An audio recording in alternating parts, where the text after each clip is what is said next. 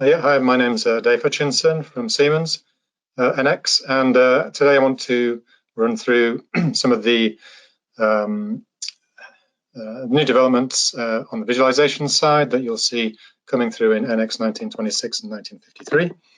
And we'll talk about NX virtual reality and collaboration. I want to introduce the idea of the visual digital twin and how and introduce the Siemens visual material and some new ideas on appearance management for managing your visual appearance through the life cycle. And then we'll move on to showing some of the advances for increasing your rendering productivity as well. So there's quite a lot to get through.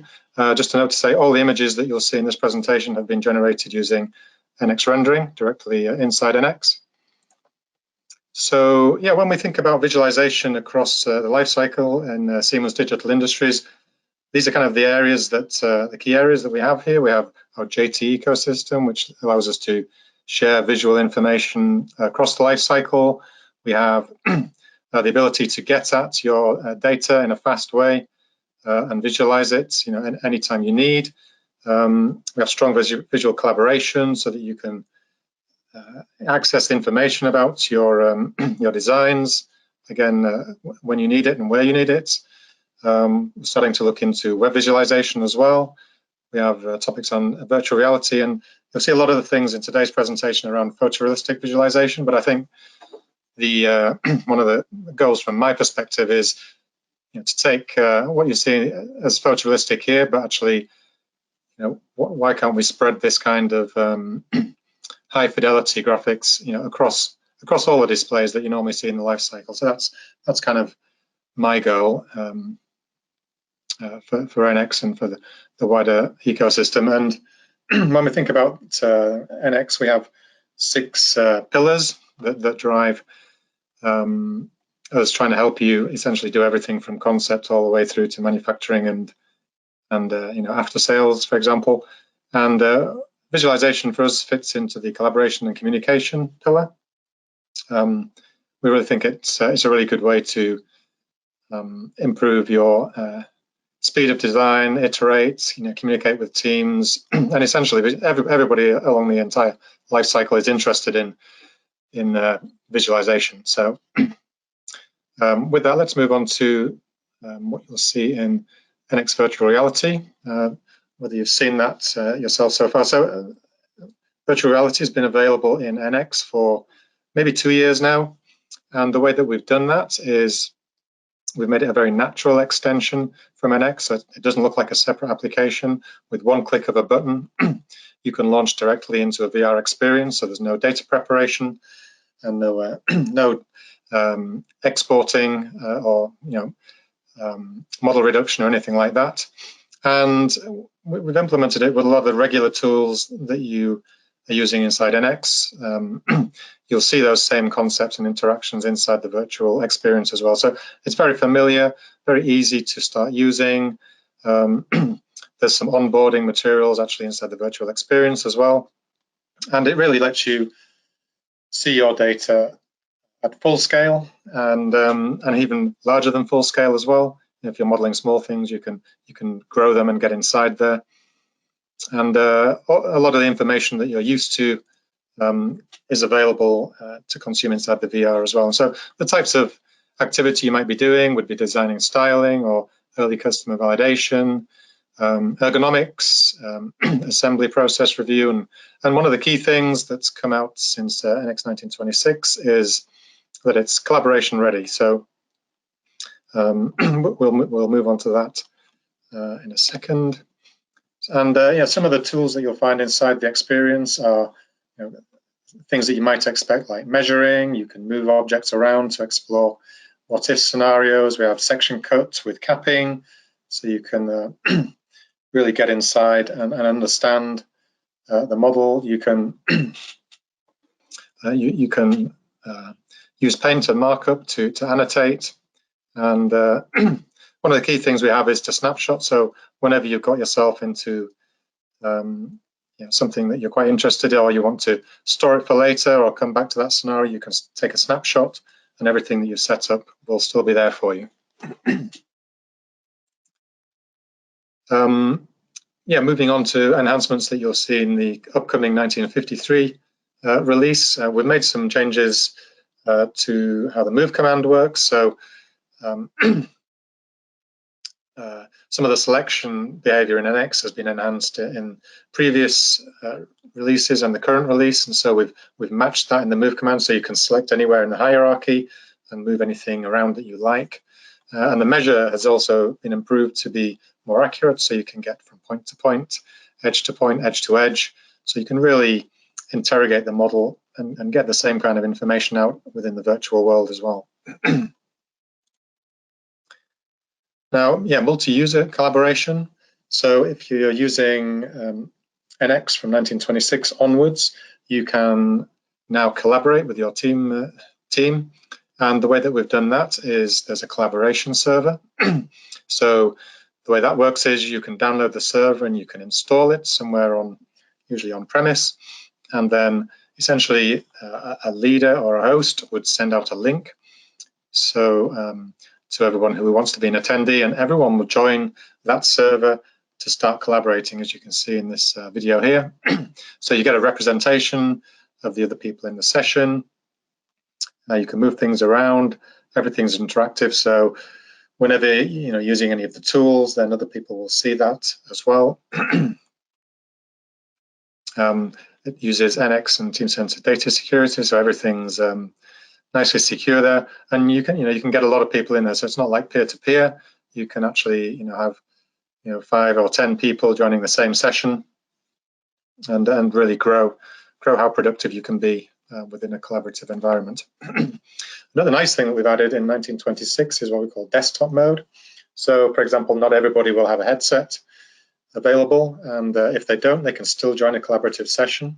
Again, you can just launch directly out of NX and put it into desktop mode, and in that case you get essentially a window onto the collaborative session. You can see everybody else moving around. You don't have as much access to the controls like everybody else has got, but you can move around in there. You can move your viewpoint, and this could be on a power wall if you're all joining within the same room while other people are immersed. So it gives you some more flexibility and enables more people to join into that collaboration, essentially. Not everybody has to have a headset. And with that as well, in terms of getting more people involved, I'm not sure if people know about NX Viewer, which is kind of it comes with NX, but it's essentially just you can purchase it on its own. And we've enabled that. Normally that's just a viewer, but we've actually enabled that so you can join into a VR session and do VR as though you're in NX as well. So again, if you've got people who are not full NX users, if you can deploy NX Viewer to them, then that will enable you to bring in more people into the collaborative sessions as well. So some nice flexibility there. Okay, moving on. So I wanted to introduce this idea of the visual digital twin. Everyone talks about the digital twin, and because I'm from visualization, I thought it would be nice if we had a visual digital twin. And the idea of that is to really capture everything from a visual perspective about the design. And that could be materials, but in the end, it could also be the environment, the context that the model's sitting in as well. And the idea of thinking about that is if we can capture that in a kind of a mainstream general way, then over time we can start to share that. This kind of high quality visual that you can see here. It would be great if we can share that to anybody, any domain, anywhere along the whole life cycle. So really thinking about how we can improve the realism that people are seeing inside engineering, and also do that in an integrated and easy way. We don't, not everybody's interested in applying materials and marking up models. Maybe that's just a few people, but if they can share that and enable other people to see realism during their day-to-day work, then that's kind of where we're heading to. And the way we're thinking about that is, one of the first pieces that we need to do is to get a consistent, have the ability to have a consistent visual look across any discipline. And what we're talking about there really is the material, the visual material that's applied to the design. So we need something that's available across the life cycle, that's for sure. And we need to be thinking about something that's flexible enough. So no matter what you're viewing it on, whether it's a desktop, whether it's a mobile, a web browser, then you need to be able to derive a look that will give you the same intent as what the original person who applied it was thinking on. And don't want to go into that too much here, but we're thinking about how physically based rendering, that's the trend in visualization right now, how we can enable this consistent visual look using physically based rendering too. And so what we're doing in 1953 is we're introducing what we call the Siemens visual material.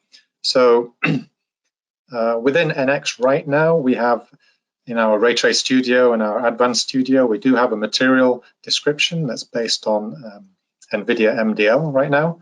But we realize that we need something that's a bit more flexible, something that works well on raster displays. And so we are introducing this new Siemens visual material, and that's going to be something that should power this consistent look across our platforms in the future here. So it's based on technology that was originally developed through Pixar, and to begin with, we're introducing that in our Advanced and Ray Trace Studio. So the nice thing about it is it's going to help us with portability, both within Siemens, but it's also going to help us interact with partners and work with other visual material suppliers like Substance Designer, for example.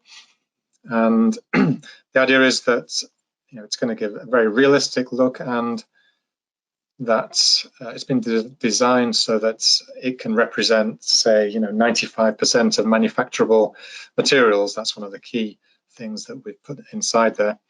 Now, anyone that was using any of the older, they're not old, they're still existing, NVIDIA MDL or V materials, or any existing Iray Plus saved materials, all of those things will continue to be supported. And indeed, MDL is very useful, and the Iray Plus existing materials are very useful to represent very complex materials. But we think this new direction with the new visual material, it's going to be more straightforward. And the nice thing is, you'll already see a much more consistent look inside Advanced Studio and Ray Trace Studio. They're going to start looking more consistent as we go forward.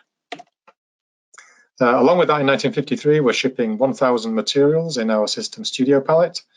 I think we had about 200 before. So now, this kind of helps us with ease of use, because it's quite hard at authoring materials. So by shipping a large number here, then really if we find a material that's quite close to what we want, which we should be able to in this kind of palette, then hopefully people will just need to be changing colors or maybe changing textures. And so authoring materials, you won't need to understand too much about the material. You may just be modifying some of the high-level parameters there. So yeah, let's take a look at marking up a model here. So I've got my coffee maker here. I'm going to launch Advanced Studio. So we're starting from scratch, see where we can get to. So the first thing I'm doing here is I'm just looking at I've got my filter here switched onto solid body. I'm just having a look around at the model to see how it looks and thinking about where to put material. So you can see we've got a lot of materials here in our System Studio palette. So let's start by using the filter here to actually do some searching. So I found some chrome, quickly make some selections here and apply those materials. So it's quite useful if you just want to filter down to a smaller subset, to use this type in box here. And again, it's good to start with solid body on your filter, because solid body overrides materials that are placed on the face. So now, yeah, let's put some translucent plastic here on some of these areas, and on the milk frother here. Go for some smoky glass. We'll put that on the water filter at the back. So you can see very quickly starting to make some good process applying materials. And the way this model is structured, these pieces here, they're actually on the face level, so we need to just select those. I've got the face filter on here and apply the chrome to that.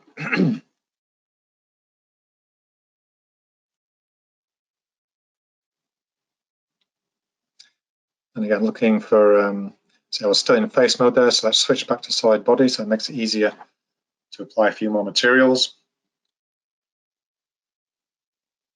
Put that on there. Got a kind of a soft black plastic we want to put on. Again, switching back to face mode, the way these handles are constructed. Put the same black material on those, so we're nearly done. And then we've got the drip tray here and a few other bits at the bottom. So getting back into solid body filter here, select those two and apply. So we're in pretty good shape here, but we did have a plan to put a display on the front here, and we're going to use a decal here. So I already have an image prepared. So simply select this face, and then I can use this tool here just to drag that along, get that into the right place. Okay, I'm happy with that. So that just took a few minutes. It's kind of a small model, but a few minutes, and we've pretty much marked this up. There's my decal in my material palette. So I was dragging those out of the System Studio palette, and they appeared automatically into the palette here. So I've just started off Ray Trace Studio. Take a look at that, and it's a bit darker than I would like. So let's go to the system scenes here, and we'll pick another scene which changes all of the lighting, the reflections, the environment. Okay, that's looking nicer. It's a bit bright. So quickly go in here and let's make it a little bit, reduce the intensity there. Okay, that looks better. So, it took about 4 minutes to mark that up. And we've got a nice looking image, just using out of the box materials there. And here's the same thing for size. Obviously, I could go in here and start changing colors or looking at some of the materials in a bit more detail, but gives you an idea that you can get something relatively quickly. And so yeah, let's look at a few more images that have come out of NX. Some of these are heavier models, so yeah, a little bit harder to work with when there's a lot of parts, but you can see that it is possible to get some pretty nice results out. As you can see, these are the model inside NX here. Someone was enthusiastically modeling the ISS space station there. Interiors.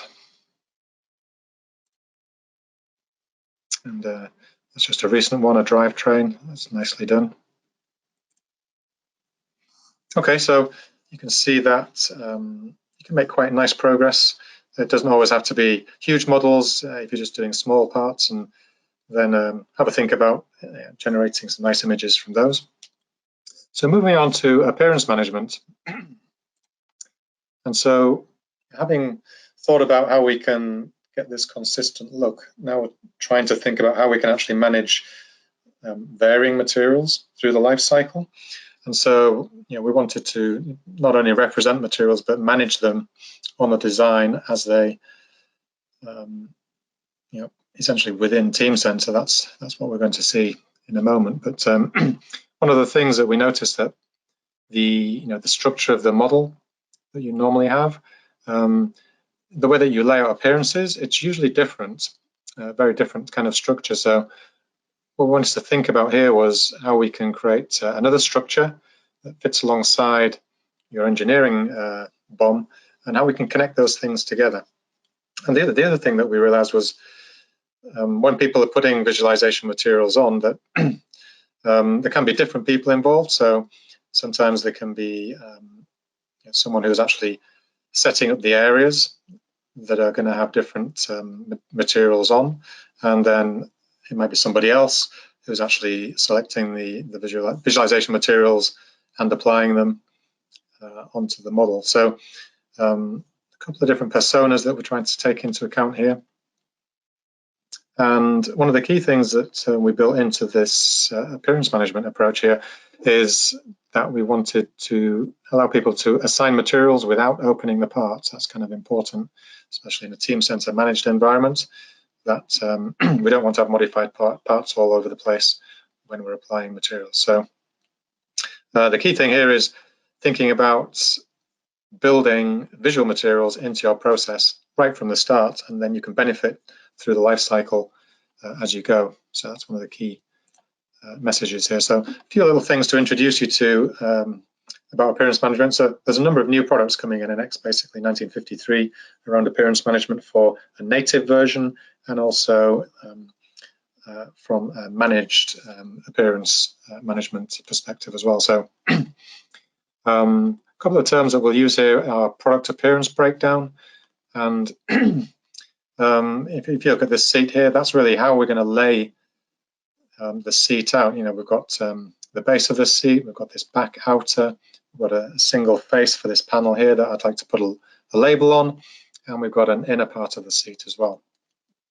And crikey, running out of time. And so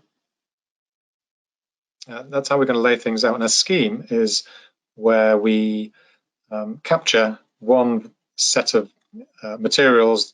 That's essentially one product, one set of materials that represents the product in one configuration. An appearance area is one of these areas here, and a designator is what's going to link this product appearance breakdown and connect it actually with the engineering BOM itself. So let's just see this in action. So I'm going to load some schemes here, and I've already set this seat up with some materials. So you can see when I've selected on the areas there, it highlighted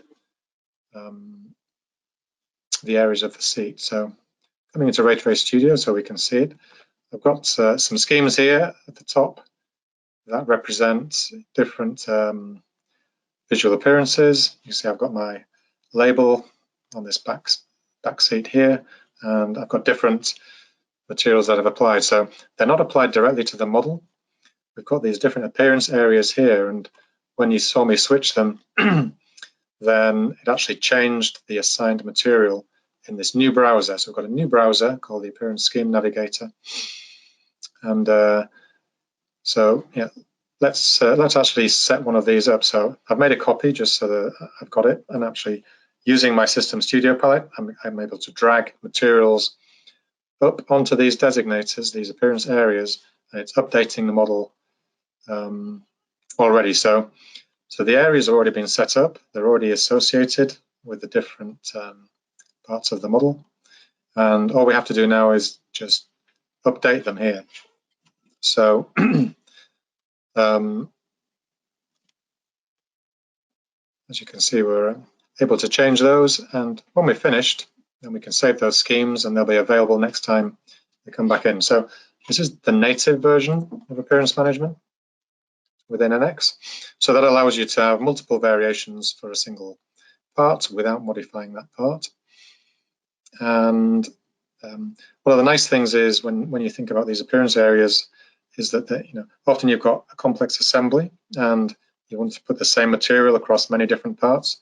So by identifying these areas across multiple parts and applying a single material across them, then you can start to do some quite powerful things. And so the real power comes when you use appearance management with Teamcenter, and also specifically with Teamcenter Configurator. So normally with Teamcenter Configurator, you have your 150% BOM, and you can select down into your 100% BOM for your for the individual parts that will make up a particular product variant. But you can now control all of the appearances as well using Teamcenter Configurator. So this is pretty powerful, and it's using the NX embedded client to connect up appearance areas with the actual data. So let's just take a look at that in action. It's a short demo here. So starting in Teamcenter. So we've got a drill model here that's it's already been configured fully, and there's a couple of different variants in here as well. But what we've got in here, we've got an 18-volt battery version, so we're going to choose that one. When we choose that, then obviously, as well as the battery and everything else, it generates all the selections for all the different parts of the assembly that need to be recovered. And we can check that using Teamcenter visualization here, launching that. So let's just check this is the variant that we'd like to look at. Okay, that looks okay. So now let's open this within NX. So here's the NX embedded client. Now this time, we're going to go back to the rendering tab here and load schemes, and you're going to see in this area here, this is the same appearance navigator, and all of this is this time come directly from Teamcenter. So you can see we have some variants here, and we can change to a different one. So all of this is it's coming straight out of Teamcenter. We've got an appearance product breakdown, and we can see them in Advanced Studio, and we can see them in Ray Trace Studio. And then if we come into actual talk at Teamcenter here, we can see the same view of this product appearance breakdown as you can inside the appearance navigator here. So NX is perfectly mirroring what you can see has been set up in Teamcenter Configurator. So again, just doing a quick change.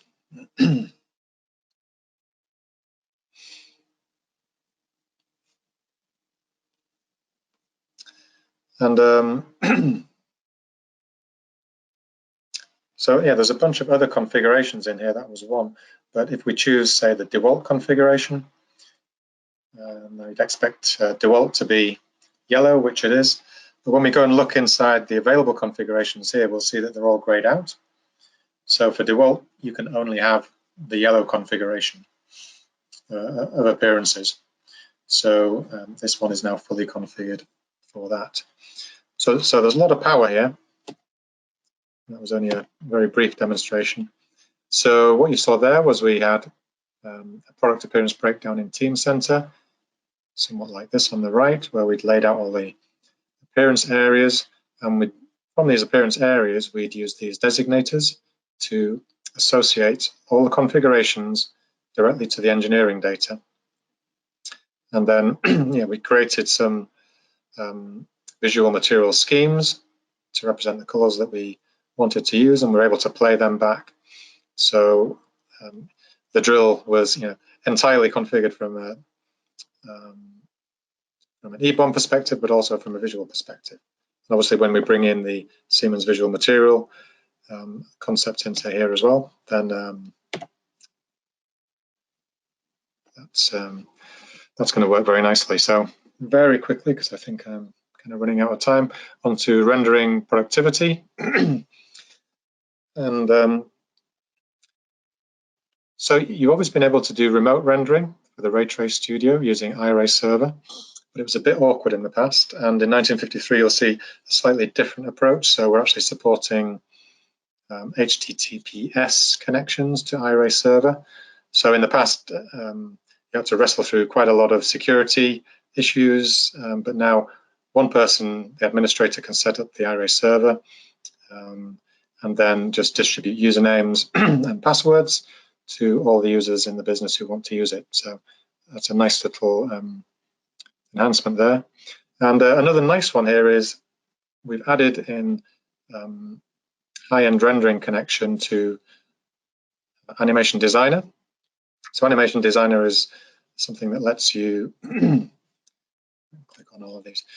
Animation Designer is something that lets you generate either moving the camera, an animation moving the cameras or moving parts with constraints. So you can do quite a lot of stuff here.